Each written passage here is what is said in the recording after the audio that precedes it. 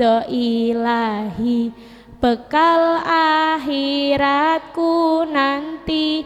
Aku santri selalu mikir, usaha dan giat dzikir, ku semangat beribadah. Assalamualaikum warahmatullahi wabarakatuh.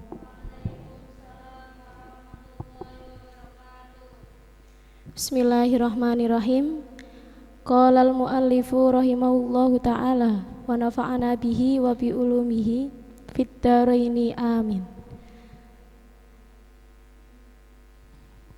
Ini bab kedua ya. Hari terakhir ngaji posonan, kita belajar atau memaknai kitab Ta'limul Muta'alim. Mesti sebagian dari kalian atau kebanyakan pasti sudah belajar taklim nggih? Hari ini fasal kedua. Bismillahirrahmanirrahim. Shahifah 10. Faslun ai hadzal faslu, utawi iki iku fasal suwiji. Fin niyati ing dalem niat, fi halatit ta'allumi ing dalem tingkah belajar atau sinau. Tsumma Buddha mongko nuli wajib lahu kedue tolib atau man min niyati opo sangking niat fi zamani ta'allumil ilmi ing dalem zaman belajar ilmu. Idzin niyatu krono utawi niat, hiya niat, al aslu iku asal, fi jami'il ahwali ing dalem sekabehane pira-pira tingkah. Likaunihi karena pengendikane Rasulullah alaihi iku tetep ing atase Rasul as-sholatu utawi rahmat takdim, wassalamu lan keselamatan. Rupani hadis innamal a'malu binniyati, innamal a'malu angin mestine utawi pira-pira amal, binniyati iku kelawan pira-pira niat. Hadisun utawi iku hadis sahihun kang sahih. Wa an rasulillahi lan saking Rasulullah sholla mugi-mugi paring rahmat takdim Allahu sinten Allah alaihi ing atase Kanjeng Nabi, wasallama lan mugi-mugi paring keselamatan sinten Allah ing Nabi. Kam min amalin pirang-pirang utawi saking amal, yatasawwaru kang kebentuk opo amal, bisurati a'malid dunya kelawan gambarane pira-pira amal dunia. Wayasiru lan dadi opo amal, bihusnin niyati kelawan baguse niat. Min a'malil akhirati iku saking pira-pira amale akhirat. Fasal kedua ini menerangkan mengenai niat ketika kita belajar. Belajar itu tidak harus ilmu agama, Mbak ya. Ada ilmu agama ataupun ilmu yang umum. Tsumma la Buddha lahu minan niyati fi zamani ta'allumil ilmi. Maka wajib bagi seorang penuntut ilmu seperti kita itu niat ketika belajar. Idzin niyatu hiya al aslu fi jami'il ahwali, karena niat itu pokok dari segala permasalahan atau segala keadaan. Liqaulihi alaihi sholatu wassalam, seperti hadis dari Rasulullah sallallahu alaihi wasallam, innamal a'malu binniyat, sesungguhnya amal itu tergantung dari niatnya. hadisun sohihun, ini termasuk hadis yang soheh. Wa an Rasulillahi sallallahu alaihi wasallam kamin amalin yatasawwaru bisurati a'malid dunya. Rasulullah juga ngendiko, ada beberapa amal yang kelihatannya termasuk amal dunia, tapi karena niat yang bagus maka termasuk amal akhirat. Contohnya seperti kita kalau sarapan. Sarapan kalau kita niati, misal nih, saya sarapan dengan niat untuk semangat belajar, atau niat supaya nanti ketika diterangkan oleh ustadz ataupun ustadzah di sekolah, saya lebih cepat paham. Karena kan kalau secara dilihat kan kalau makan itu kan termasuk perkara dunia ya. Tapi dengan amal yang bagus atau kita niati dengan perkara yang ini untuk mencari ridha Allah, maka termasuk amal akhirat. Jadi segala sesuatu kalau kita niati itu juga akan bagus. Kemudian wa kam min amalin lan utawi pirang-pirang saking amal yatasawwaru kang den gambarake opo amal bisurati a'malil akhirati kelawan gambarane piro-piro amal akhirat. Tsumma yasiru mongko nuli dadi opo amal min a'malid dunya saking piro-piro amale dunya bisu in niyati kelawan olone niat. Begitu juga sebaliknya Mbak, apabila di situ kok kelihatannya amal akhirat tapi karena niatnya kita yang jelek, misal ketika kita sedekah atau ketika kita hafalan nih, aku hafalan ben ketika ada orang yang lewat terus melihat kita, aku dikira wong sregep, itu kan niatnya sudah jelek. Walaupun kelihatannya amal akhirat, menghafal ataupun sodako ataupun sholat, kelihatannya amal akhirat, tapi kalau niatnya tidak bagus, maka termasuk amal dunia. Paham gak? Jadi semua itu tergantung niatnya. Jadi tidak lihat dari covernya saja Mbak, kayak tadi, semisal kalau makan, tapi kalau niatnya bagus, maka termasuk amal akhirat dan insya Allah akan mendapatkan pahala. Wayam bahi lan sayukjo ayyanwiya opo yento niat al muta'allimu sopo wong kang belajar atau sopo wong kang sinau bitolabil ilmi kelawan numprih ilmu ridallahi ta'ala ing ridone Allah ta'ala waddaro lan ing omah al akhirata kang bangsa akhirat wa izalatal jahli lan ngilangake kebodohan an nafsihi saking awak dewene tolib atau wong wa ansa iril juhali lan saking sekerine pira-pira wong kang bodoh wa ihya ad-dini lan ngurip-nguripi agama wa ibqa al-islami lan netepake Islam fa inna baqa al-islami mongko sak temene tetepe Islam bil ilmi iku kelawan ilmu wala yasihu lan ora sah az-zuhdu apa zuhud wat taqwa lan takwa ma'al jahli ing dalem sertane kebodohan wa angsyada lan nembangake asyaikhu sapa syekh atau sinten syekh al imamu al ajalli rupane Imam Ajalil Burhanuddin Shahibul Hidayah syi'ron ing syair li ba'dihim mare sebagiane ulama.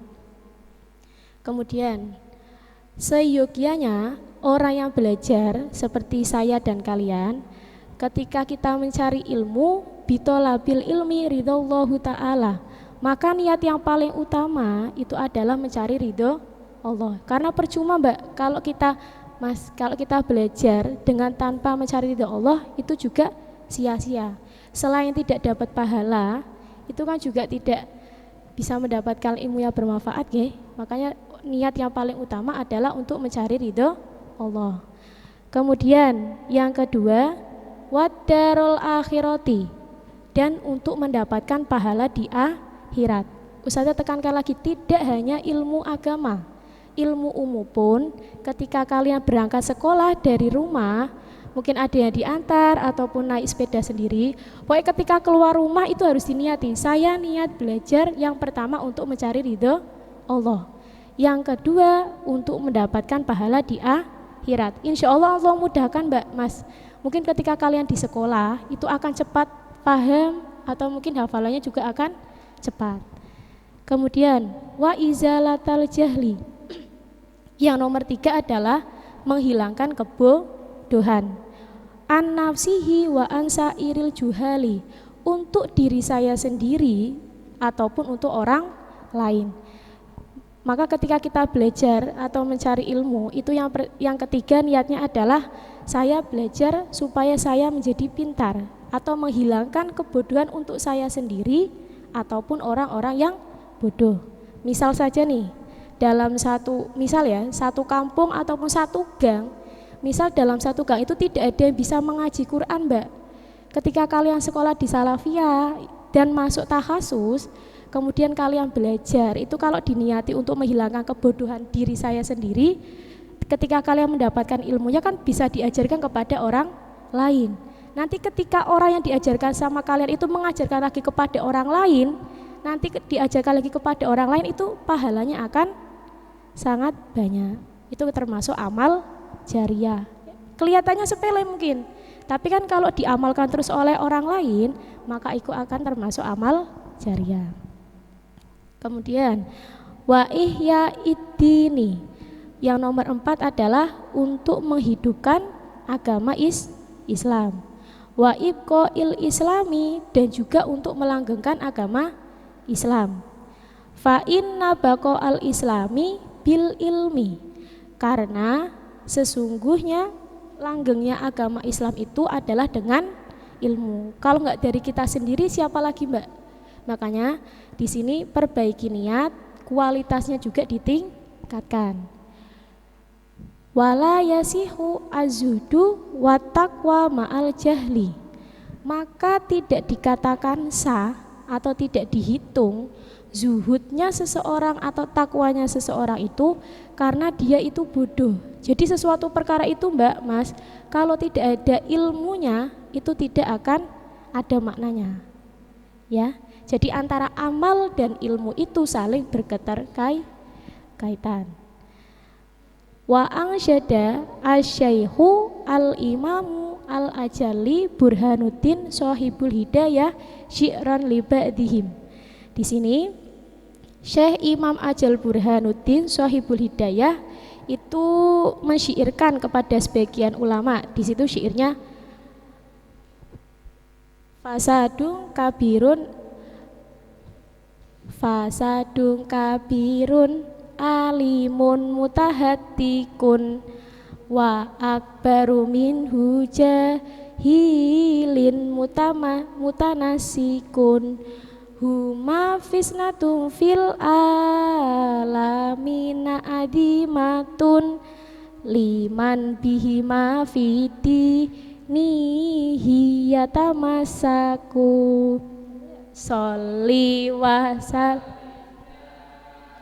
iman alah mada sholli wasallim da iman alah mada wal ali wal ashabi man qad wahada wal ali wal ashabi man qad wahada. Kemudian seyogyanya bagi kita para pencari ilmu itu diusahakan ketika niatnya kok sudah bagus, kemudian kita pergi sekolah, berarti diusahakan ketika di dalam kelas atau ketika menuntut ilmu diusahakan dalam keadaan suci. Tidak hanya ilmu agama loh Mbak ya, terutama bagi kita ya, bagi penghafal, bagi tahassus diniyah ataupun tahassus yang tahfidz. Ketika kita menghafalkan atau belajar itu sebaiknya mempunyai wudhu, karena wudhu itu tidak hanya bagi orang yang ketika akan melaksanakan sholat, Lebih baik lagi ketika belajar, ketika sudah wudhu, itu kan otomatis ilmu itu akan lebih cepat masuk. Kok sudah punya wudhu, niatnya sudah bagus, ya berarti diusahakan ketika menghafalkan itu menghadap ke arah kiblat, diusahakan. Kalau memang kok di situ kok kepepet, ya paling enggak tidak membelakangi kiblat. Insya Allah di situ ilmunya akan cepat masuk. Coba di kertas itu di meja kalian ada syiiran santri nggih? Ya.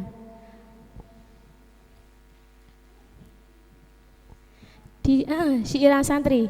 Kita berhubung ini hari terakhir, kita syiiran santri sebentar ya. Sudah? Pakainya nada yang ini. Sholatullah salamullah ala toha rasulillah. Sholatullah salamullah ala yasin habibillah. Akulah seorang tak pernah malas mengaji, tak pernah putus semangat, kapanpun di mana tempat dan kemau. Dan aktivitasku padat, ngaji itu kebutuhan, yang penting bagaikan makan, guna ngaji pada iman, bagai nafas pada badan. Yang bosan ngaji berarti bosan makan, nafas mati. Ku hemat tak banyak jajan, ke orang tua kasihan. Aku selalu mendoakan, semoga rizki dimudahkan, semoga diampuni dosa, hidup tentram bahagia. Rizki tanggungan yang kuasa, aku usaha dan doa, menerima dan qanaah, hati tenang tidak susah. Aku jaga kebersihan, bersih sebagian iman. Lingkunganku bersih selalu, tak ada sampah mengganggu. Ku berpikir dengan cerdas, ngaji dan usaha keras, beramal dan dengan ikhlas karena Allah. Aku bersyukur dan bangga jadi santri akhlak mulia, jujur, tawadu dan sopan, rapi, taat peraturan. Banyak orang akhlak mulia, jauh musibah bencana, yang jadi benteng dunia. Yang soleh dan akhlak mulia, ciri orang ilmu tinggi, sopan santun mulia budi. Ciri orang beragama, sabar, taat dan berdoa, sabar dalam pelajaran, walau bosan ku betahkan, bosan itu goda yang selalu menjerumuskan. Jaga dari keharaman, pakaian, minum dan makan. Orang yang tak jaga diri takkan dekat ke ilahi. Dan waktuku atur rapi untuk beribadah dan ngaji. Tak ada waktu tersisa untuk hal yang sia-sia. Walau orang mengatakan santri ketinggalan zaman, justru mereka penyebab banyak musibah. Pinter tanpa keimanan jadi sumber kerusakan.